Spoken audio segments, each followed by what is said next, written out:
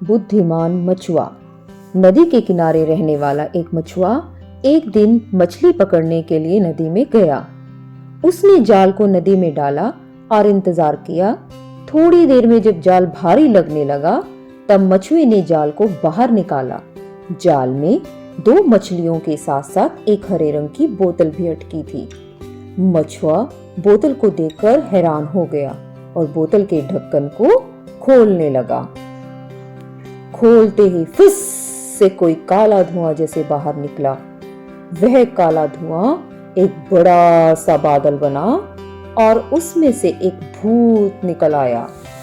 मछुआ भूत को देखकर बहुत डर गया।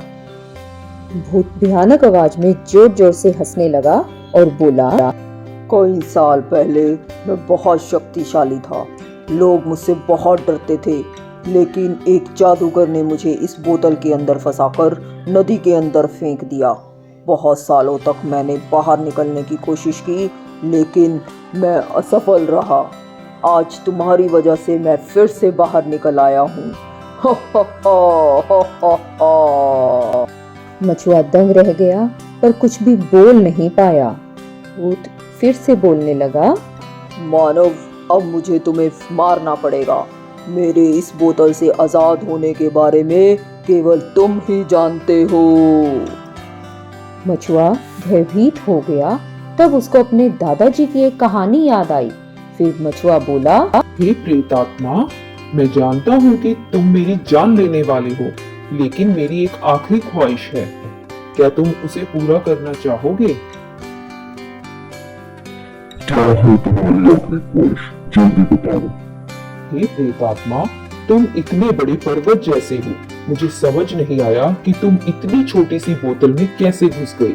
यह बात मेरी समझ के बिल्कुल बाहर है। क्या तुम मुझे दिखा सकते हो कि यह कैसे मुमकिन है?